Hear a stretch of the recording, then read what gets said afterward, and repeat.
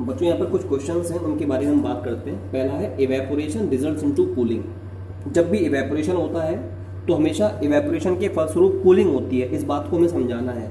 तो इसको समझाने के लिए हमने क्या किया, हमने एक पर्टिकुलर बीकर लिया या एक ओपन वेसल लिया, उसके अंदर हमने वाटर को फिल कर दिया है। तो क्या होगा, जो सरफेस पर पाए जाने वाले वाटर के पार्टिकल्स हैं उनमें टेंडेंसी होगी एक स्पेसिफिक अमाउंट में एनर्जी को एब्जॉर्ब करने की। ये एनर्जी को एब्जॉर्ब करेंगे और एब्जॉर्ब करने के बाद इनमें टेंडेंसी होगी to evaporate up in the form of vapours.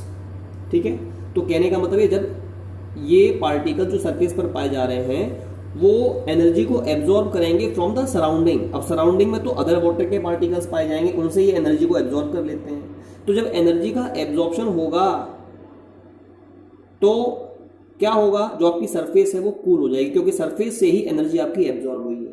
So whenever the absorption of energy takes place it always results into cooling. So this is the answer that why evaporation results into cooling. एक बार फिर से देखो, whenever cooling takes place then the particles present on the surface have the tendency to absorb a specific amount of energy from the surrounding. वो अपने surrounding से क्या करती है, एक स्पेसिफिक अमाउंट में एनर्जी को एब्जॉर्ब कर लेती है। Because the energy get absorb that's why the surrounding, और ये पार्टिकल जो सरफेस पर है इनके कॉन्टेक्ट में तो बाकी अदर पार्टिकल्स भी सरफेस पर पाए जाने वाले है ना, और अदर पार्टिकल्स भी प्रेजेंट है, तो उनसे ही एनर्जी को एब्जॉर्ब कर लेते हैं। और वो जो पार्टिकल्स की एनर्जी अगर एब्जॉर्ब हो गई है तो आपकी सरफेस कैसे हो जाती है, कूल हो जाती है। तो वही मैंने आपको समझाया, why evaporation results into cooling. ठीक है, क्लियर। एक बार फिर से मैं समझा देता हूँ इसको। In an open vessel, if we are taking open vessel and we are keeping liquid in it, then liquid tends to get evaporated. The particles of liquid absorb the energy from the surroundings. ठीक है, so whenever the process of evaporation takes place, what will happen, the surface becomes, or this particular liquid becomes cool. So this is the reason that why evaporation results into cooling. अब मैं बात करना चाहूंगा what happens when you pour some acetone या nail polish remover on your palm. आपने अपनी हथेली ली, palm लिया, उस पर थोड़ा सा नेल पॉलिश रिमूवर रखा या आपने थोड़ा सा एसीटोन रखा, तो आप महसूस करते हैं कुछ समय के बाद आपको आपकी जो हथेली है वो ठंडी हो जाती है। आप जनरली फील करते हैं कि आपका जो पाम है वो कूल हो गया है। ऐसा क्यों होता है? The reason is that the particles of acetone और of nail polish remover tends to absorb the energy from your palm. ये आपकी पाम की जो एनर्जी है उसको एब्जॉर्ब कर लेता है। Because the energy is absorb from your palm, that's why your palm becomes cool. This is the only reason that.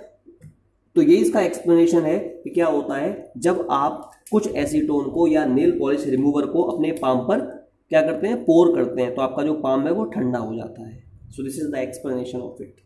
Next question is, why do people sprinkle water on roof or open ground after a hot sunny day? Hot sunny day का मतलब जैसा आजकल दिन है, बहुत गर्मी है, तो गर्मी के मौसम में जो हॉट सनी डे है जिसमें बहुत तेजी से सूरज निकल रहा है, तो उस हॉट सनी डे में या हॉट सनी डे के बाद जो शाम होती है उसको जो भी आपके डिफरेंट पर्सन्स होते हैं, डिफरेंट पीपल होते हैं, वो या तो छत पर, रूफ पर या ओपन ग्राउंड में वाटर को स्प्रिंकल करते हैं, पानी का छिड़काव करते हैं। ऐसा क्यों करते हैं वो? The reason is that whenever they sprinkle water on the ground और ऑन रूफ, तो जो वाटर है, ठीक है, जो वाटर जिसको स्प्रिंकल किया है रूफ पर या ओपन ग्राउंड पर, वो ग्राउंड से एक स्पेसिफिक अमाउंट में एनर्जी को एब्जॉर्ब कर लेता है और वो एब्जॉर्ब करने के बाद कन्वर्ट हो जाता है वेपर्स में। बिकॉज रूफ से या जो आपका ओपन ग्राउंड है उससे एनर्जी का एब्जॉर्प्शन हुआ है, that's why it results into cooling. इसीलिए आपका जो सरफेस होता है, जो रूफ सरफेस होता है या जो ग्राउंड है वो कूल हो जाता है, बिकॉज उस सरफेस से वाटर का एब्जॉर्प्शन हुआ है। So this is the reason that why evaporation results into cooling. इसमें एक क्वेश्चन और है, why do we wear cotton clothes in summer? हम लोगों को समर्स में कॉटन क्लोथ्स पहनने चाहिए। Question is why should we have to wear the cotton clothes in summer? बच्चों क्या होता है, समर में परस्पिरेशन होता है। क्या होता है? परस्पिरेशन।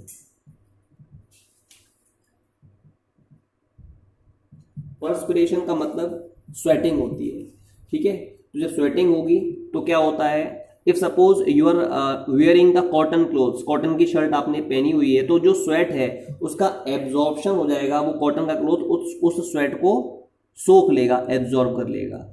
और गर्मियों में, समर्स में व्हाट हैपेंस, इवेपोरेशन का जो रेट है वो फास्ट होता है, तो आपकी जो शर्ट पर स्वेट के पार्टिकल्स, लिक्विड के फॉर्म में जो स्वेट के पार्टिकल्स हैं वो स्टिक्ड हैं, वो इवेपोरेट होंगे।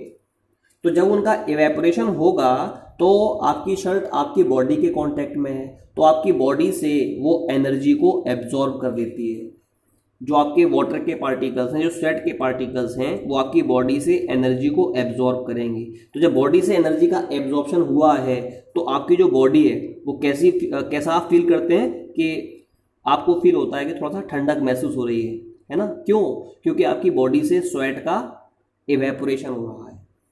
और हमें पता है whenever evaporation takes place from any surface, it always results into cooling.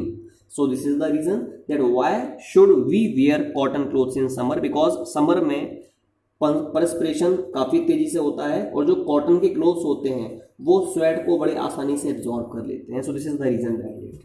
Next question is why do we see water droplets on the surface of glass containing ice cold water. आपने क्या किया, आपने एक ग्लास लिया, ये glass लिया आपने, और इस ग्लास के अंदर आपने आइस कोल्ड वाटर को रखा है, ऐसा वाटर जो बहुत ठंडा है। आइस कोल्ड वाटर को आपने ग्लास में रखा, तो आपसे कहा इसकी जो सरफेस होती है, वाटर की सरफेस, उस पर आप देखते हैं कि जो वाटर के पार्टिकल्स हैं, है ना, वो आपके कलेक्ट हो जाते हैं। तो वही लिखा है, why do we see water droplets on the surface of glass containing ice cold water. तो मैंने आपको ये बताया कि जब भी किसी ग्लास में आइस कोल्ड वाटर होता है तो इस ग्लास के कांटेक्ट में, जो ग्लास है ना, उसके कांटेक्ट में क्या, एयर है, एयर। तो वो जो एयर है, जब वो एयर इस ग्लास के कांटेक्ट में आती है तो वो एयर ठंडी होती है, उसकी कूलिंग होती है। क्यों होती है कूलिंग? क्योंकि आपका जो वाटर है वो बहुत ठंडा है ना। तो यहाँ पर कंडेंसेशन होता है और जो एयर के पार्टिकल्स हैं वो वाटर के पार्टिकल्स में कन्वर्ट हो जाते हैं। So this is the reason that on the surface of water, what happens on the surface of glass containing ice cold water, small water droplets appear. So this is the answer of this question.